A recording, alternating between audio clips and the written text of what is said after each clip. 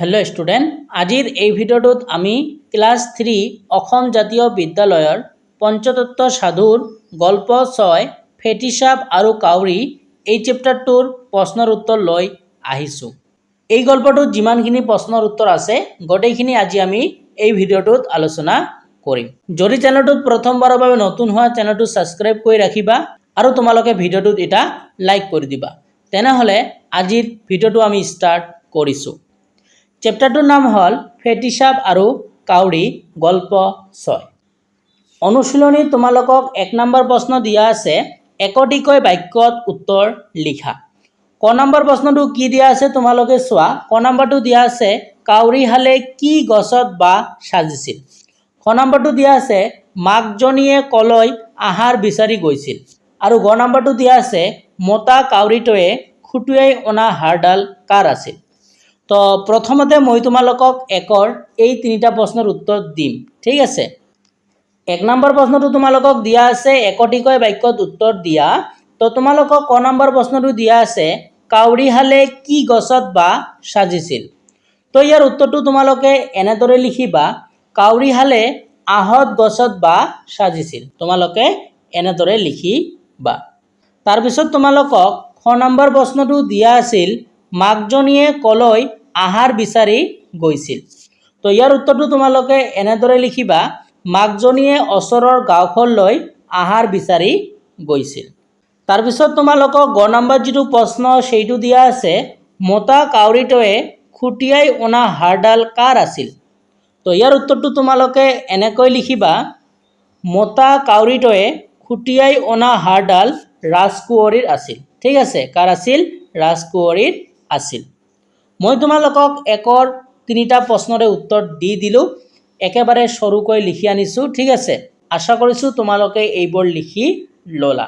এতিয়া 2 নম্বৰত যিবোৰ প্ৰশ্ন আছে এইবোৰ আমি চাওঁ। তোমালোকক মই 1 নম্বৰৰ প্ৰশ্নবোৰৰ উত্তৰ দিলোঁ। এতিয়া 2 নম্বৰটো তোমালোকক দিয়া আছে 2-3টা বাক্যত উত্তৰ লিখা। তো ক নম্বৰ প্ৰশ্নটো কি দিয়া আছে, ফেটিসাপডালক কাউৰীয়ে কেনেকৈ শাস্তি দিয়াইছিল।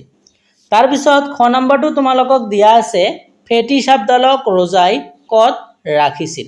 এতিয়া আমি তোমালোকক 2ৰ এই দুটা প্ৰশ্নৰ উত্তৰ দিম। 2 নম্বৰ প্ৰশ্নটো তোমালোকক দিয়া আছে 2-3টা বাক্যত উত্তৰ লিখা। ইয়াৰ ক প্ৰশ্নটো তোমালোকক দিয়া আছে ফেটিসাপডালক কাউৰীয়ে কেনেকৈ শাস্তি দিয়াইছিল। ইয়াৰ উত্তৰটো তোমালোকে এনেদৰে লিখিবা, ৰাজকুঁৱৰে পিন্ধি থকা হাড়ডাল মতা কাউৰীটোৱে ঠোঁটেৰে নি ফেটিসাপডাল থকা গছজোপাৰ খৰঙত পেলাই দিছিল। লগুৱাবোৰে হাড়ডাল উদ্ধাৰ কৰিবলৈ গৈ ফেটিসাপডালক দেখি ৰজাৰ ওচৰলৈ লৈ গৈছিল আৰু ৰজাই সাপডালক বন্ধ পিঞ্জৰাত ভৰাই থৈছিল। তো তোমালোকে এইখিনি উত্তৰ লিখিলে হ'ব, ঠিক আছে। মই যিমান সৰুকৈ পাৰোঁ তোমালোকক লিখি দিবলৈ চেষ্টা কৰিছোঁ। তোমালোকে এইখিনি উত্তৰ লিখিলে হ'ব। এতিয়া তোমালোকক তাৰপিছত যিটো খ নম্বৰ প্ৰশ্ন দিয়া আছিল এইটো চোৱা কি দিয়া আছে। খ নম্বৰ প্ৰশ্নটো তোমালোকক দিয়া আছে ফেটিসাপডালক ৰজাই ক'ত ৰাখিছিল। তো ইয়াৰ উত্তৰটো তোমালোকে এনেকৈ লিখিবা, ফেটিসাপডালক ৰজাই বন্ধ পিঞ্জৰাত ৰাখিছিল। ক'ত ৰাখিছিল? বন্ধ পিঞ্জৰাত ৰাখিছিল। মই তোমালোকক 2ৰ ক খ দুটা প্ৰশ্নৰ উত্তৰ দিলোঁ। এতিয়া তাৰপিছত 3 নম্বৰত যিবোৰ প্ৰশ্ন আছে এইবোৰ আমি চাওঁ। 2 নম্বৰ প্ৰশ্নবোৰৰ উত্তৰ মই তোমালোকক দিলোঁ। তাৰপিছত 3 নম্বৰত তোমালোকক প্ৰশ্ন দিয়া আছে কোনে কৈছিল কাক কৈছিল। ক নম্বৰটো তোমালোকক দিয়া আছে আমি হলো উৰণীয়া পক্ষী। 2 নম্বৰ দিয়া আছে তুমি হলা দুৰ্বল পক্ষী, তুমি কেনেদৰে তাক শাস্তি দিবা। তো কথাটো কোনে কৈছিল কাক কৈছিল এইটো আমাক লিখিব কৈছে। এতিয়া আমি 3ৰ এই দুটা প্ৰশ্নৰ উত্তৰ চাম। 3 নম্বৰত তোমালোকক প্ৰশ্ন দিয়া আছিল কোনে কৈছিল কাক কৈছিল। তো ইয়াৰ ক নম্বৰ প্ৰশ্নটো কি দিয়া আছে চোৱা। ক নম্বৰ প্ৰশ্নটো দিয়া আছে আমি হলো উৰণীয়া পক্ষী। তো ইয়াৰ উত্তৰটো তোমালোকে এনেদৰে লিখিবা, উক্ত কথাষাৰ মতা কাউৰীটোৱে মাইকী কাউৰীটোক কৈছিল। ঠিক আছে, তো তোমালোকে এনেদৰে লিখিলে হ'ব।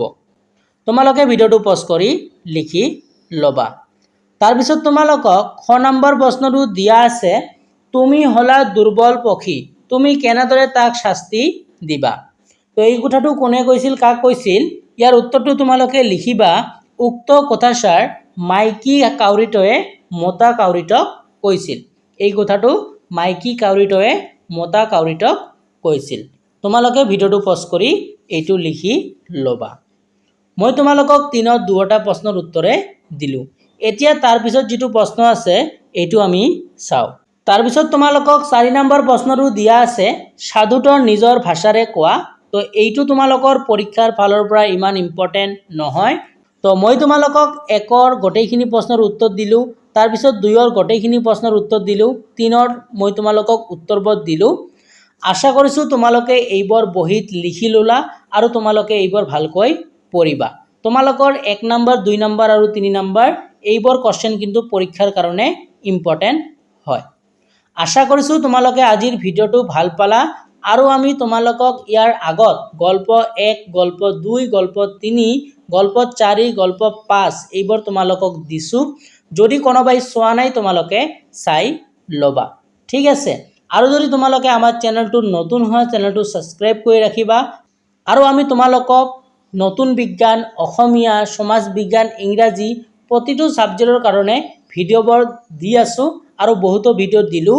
যদি কোনোবাই চোৱা নাই তোমালোকে চাই ল'বা। তেনেহ'লে আজিৰ ভিডিঅ'টো চোৱাৰ কাৰণে তোমালোকক ধন্যবাদ জনাইছোঁ।